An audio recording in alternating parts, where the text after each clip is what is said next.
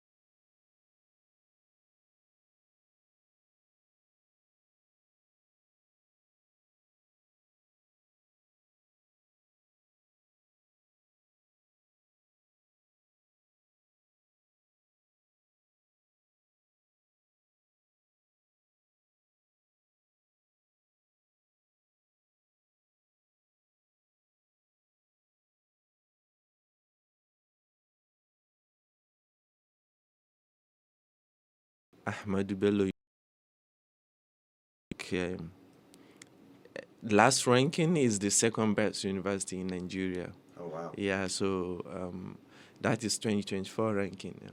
So it has always been either the first, second, or third within the university, and there's tough competition. So I was glad, I was happy, and I studied pharmacy there. So after graduating from pharmacy school, there was the in the confusion on That dilemma. where to go. Yeah. Yeah. As a pharmacist, there are a lot of pathways. You can go to industries, you can work in the hospital, you can go into research. But I have this interest in the industry. That was what even motivated me to study pharmacy. So after graduating, there is a mandatory internship in a clinical setting. So all Nigerian pharmacists will have to do that internship, and I think it's the same in the United States. Even though the United States run a PharmD program, you run a bachelor's program. Internship in the hospital, and before I graduated, I started applying to industries. Nice. Yeah, so I applied to GlaxoSmithKline. So I'm trying to link my Yeah. undergraduate education to my postgraduate education. So there is a gap where I work for GlaxoSmithKline, a pharmaceutical company, I think a British pharmaceutical company in Nigeria. I worked for 5 years as a medical representative.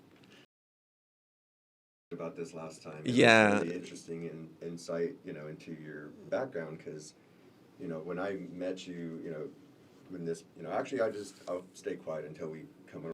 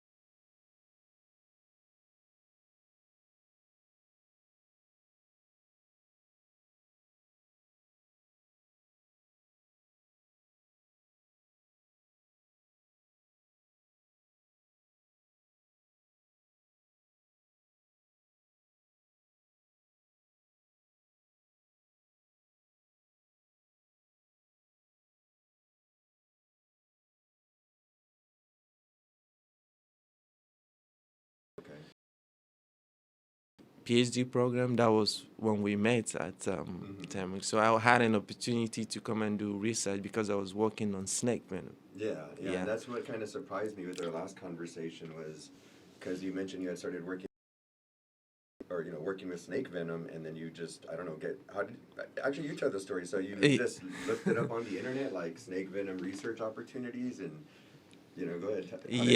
How did you find the NNTRC? So it is an interesting story even to me, a motivating one. In fact, most people in my peers or in my class, they wouldn't go to snake research. There is this phobia of snakes. People, when they hear snakes, they get scared, not to talk of doing research. Yeah. So, but I have a history with snakes because I'm from Gombe State. When we say I have some local, some local government that are known for snakes. The snakes incidents are higher compared to other places globally. Nigeria. Yeah. And then we have the highest snake bite incident in Nigeria.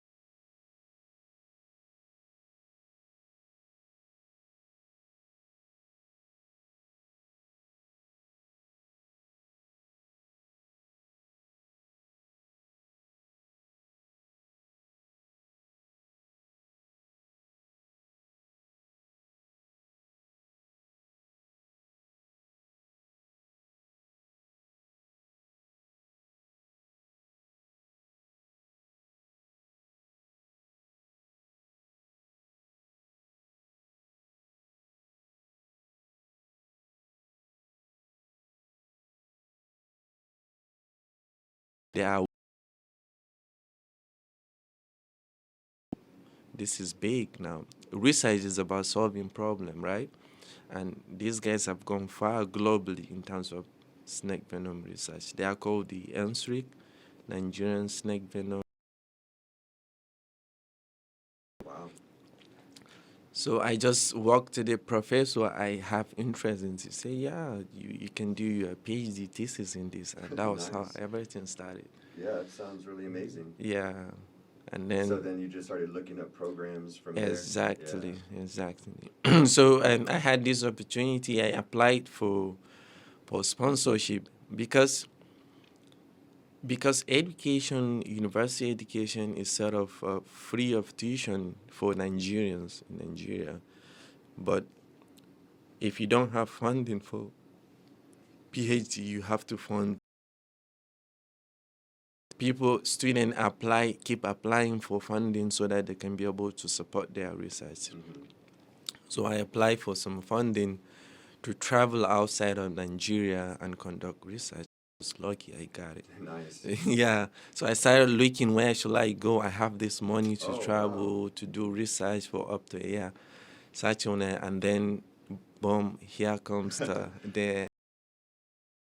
National Drug Research. Yeah, go ahead. The NNTRC, it stands for the National Natrotoxin Research Center. And it's in at Texas A&M University, Kingsville. Yeah. And it's an amazing research to work with snake venom and sends it all over the world for research purposes. And yeah, really remarkable place. A huge center. I mean, that was the beginning of my exposure to protein.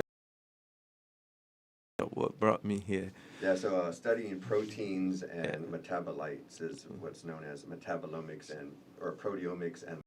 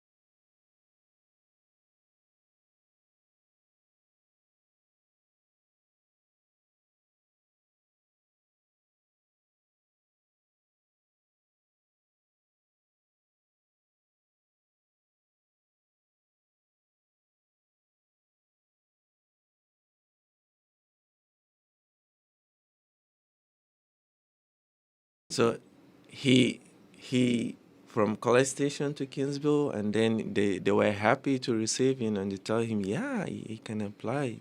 Oh, so while you were still in Nigeria. Yeah, scoped it out for you. Yeah, Oh, to wow, check it out for yeah, me. that's awesome. Cool. Yeah. So yeah, I applied. They accepted me because I already have funding. So we passed visa process, immigration processes, and was able to go there and do research. And that was where I met a lot of great people. That was I met you. I met Dr. Jacob Gallen. I met Elder Sanchez, I met Dr. Moy, Dr. Salazar. These are people that are well grounded in Venomics. So here is the link. What brought me to UTRGV, right? So I study venoms. So in venoms, venom contain mostly proteins, especially snake venom. And then to the study of proteins is called proteomics. And there are different platforms to study proteins. I'm talking about mass spectrometry and even the basic Western blotting, um, ELISA, just to look at the components of venom and proteins generally. Platforms to study venom, right? And then I did my work, part of my PhD, where we look at the composition of the snake venoms in Nigeria. So I came from Nigeria with 5 snakes venom. Wow. In a sample vial. And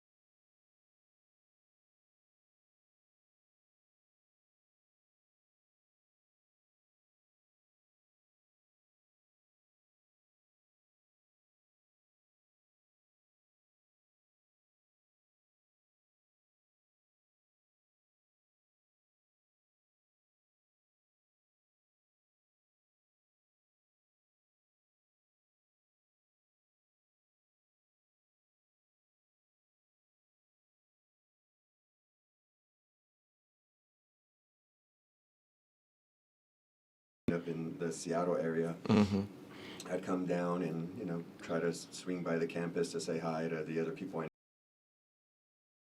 Dr. Galan when he went back down there from Massachusetts General Hospital. Yeah.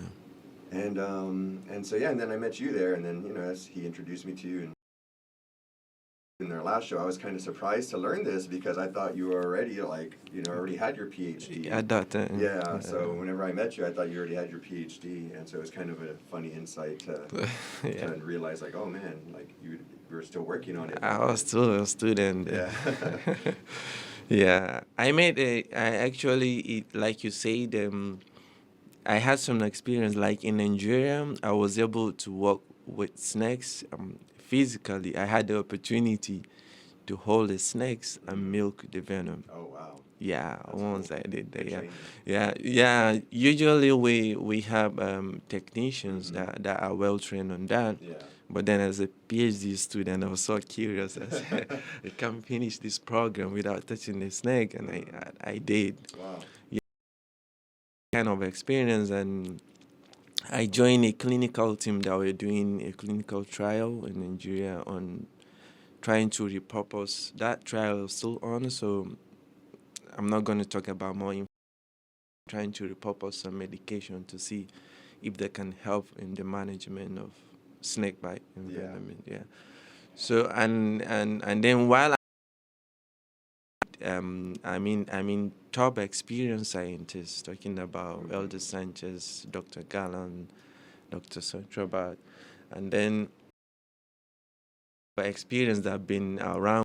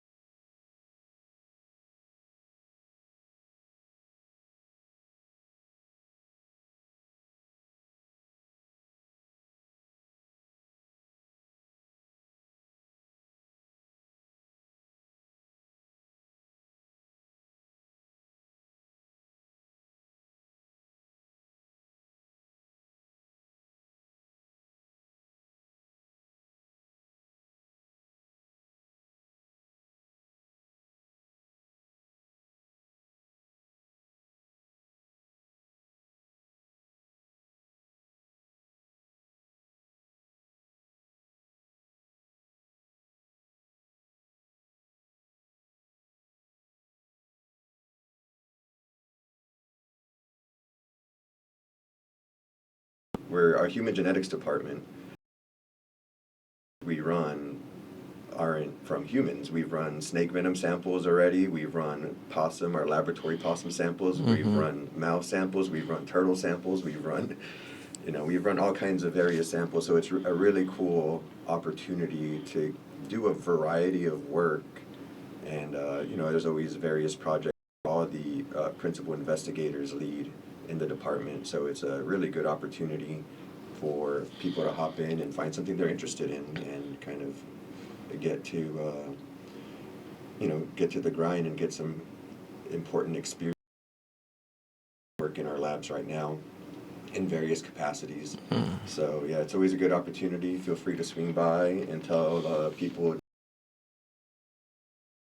But go ahead, Dr. Bala. So, what do you want to, we have maybe about 15 minutes left or so, and we are going to take one more short music break, but, Yeah. so let's step into two segments. So, what do you, Yeah, we can talk about what we do here at UTRGB. I will try. no, you're good, go ahead. I'll try not to talk a lot of science so that we don't sound boring, you know. But then of human genetics, and we also a Center for Human Genetics, which is part of the School of Medicine here at UTRGB. So we do a lot of things, and to me, we do a lot of biology. So I'll try to break it down for our non-science listeners. You know, in biology, when you talk about everything start from the DNA, right, which contains the code with the send the information through.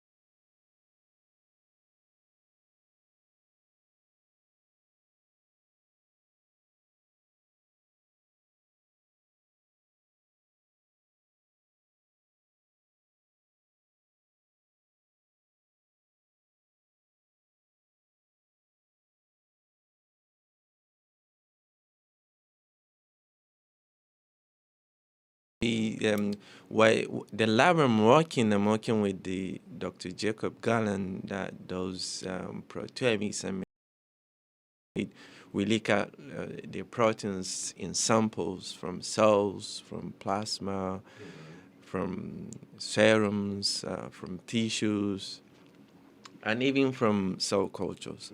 So, and we also look at the metabolites in the banks that have been there for many years. So, this group has been strong and many years, especially in the field of obesity and diabetes, and recently in neurodegenerative also neuropsychiatric disorders. We're talking about Alzheimer's, we're talking about major depressive disorders. Yeah, and I mean, you collaborate with other departments that are, specialized in that as well, and yeah, there's a lot of departments at UTRGV doing all kinds of and Exactly. neuroscience and all Yeah. this related health, Exactly, like the cancer center in because when we talk about liver disease, talking about NAFU, that is non-alcoholic liver disease, talking about diabetes. We also talk about NASH, that is the when it progresses from non-alcoholic liver to this. Even talk about hepatocellular carcinoma. That's when it reach the stage where it becomes a cancer. So that way you have a relationship with what I work with a lot of other departments and centers within the university and outside the university, because we instrumental capacity. I mean, an impressive instrumental capacity in the department. Yeah. For sure.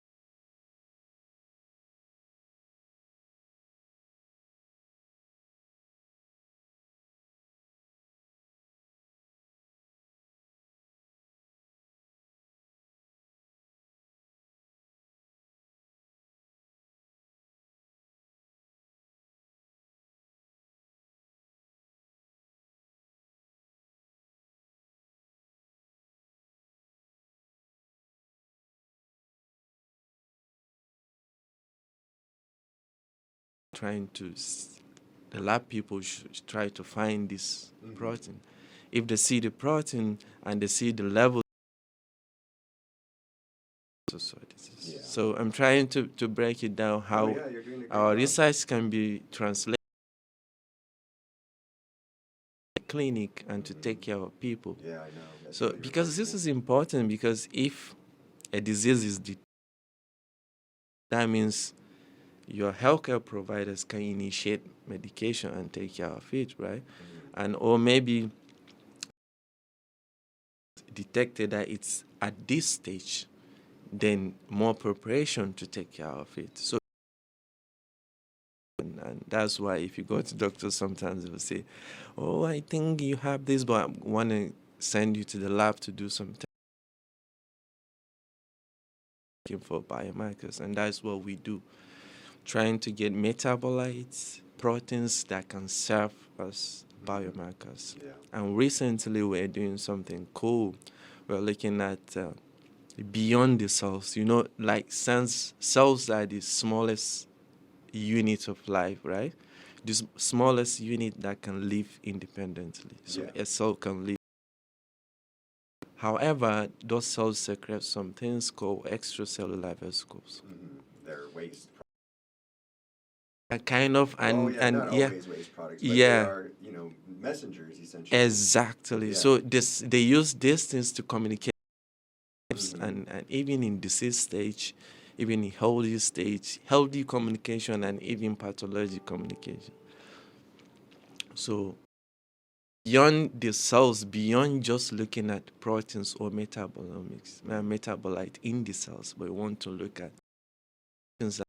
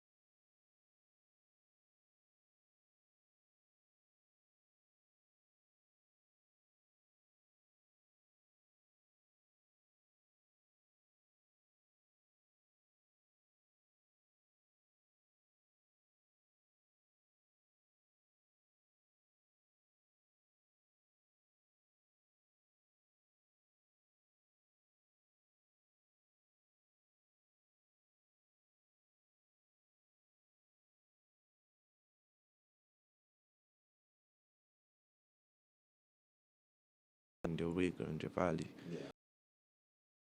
We're focusing and we're trying to even get link with neurological disease, Alzheimer's, and recently trying to do some um, to be able to detect whether the environmental toxins have impact on these diseases that are highly. And we can do all these things with these instruments that I was talking about. So that by telling our listeners, especially students, that there is a huge opportunity right next door to them, right close to them. So this Center of Human Genetics is open for all students um, to come and learn genetics, proteomics, metabolomics. Right now, we have undergraduate students in our laboratory that are coming to prepare them to become an excellent researchers. And even graduate students, for them, all you need to do is to look at our different principal investigators and contact them, and then they will be open for you to come into the lab and learn. We have the people of Dr. Jacob Gallan, we have the people of Dr. John Blangero, our chair, Dr. Sarah Blangero, and then we have a lot of them that you can learn a lot. And I'm talking about these are like superstars in their fields, and they have achieved a lot, and they're still on a lot of new state-of-the-art instrument. And I would like to building as the new building here on the Brownsville campus. It's called the Center for Human Genetics. So even myself, if I go in there this morning, I'll just be looking at it and loving it more because it's so beautiful. It's the aesthetic and then the instruments. So everything is there to come and learn from us. And lastly, the PhD program is open for people to apply to be able to graduate as graduates with a PhD in human genetics. Yeah, and the application is a rolling application, so you can apply at any time. Yeah. So, 1 second.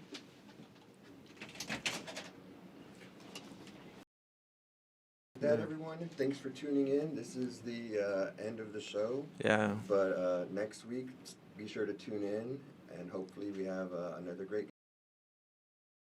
your time today. I appreciate it, and for coming on again. Thank you, Ricardo. Thanks and, as always, everybody, stay healthy, stay curious, and let's thrive together, RGV.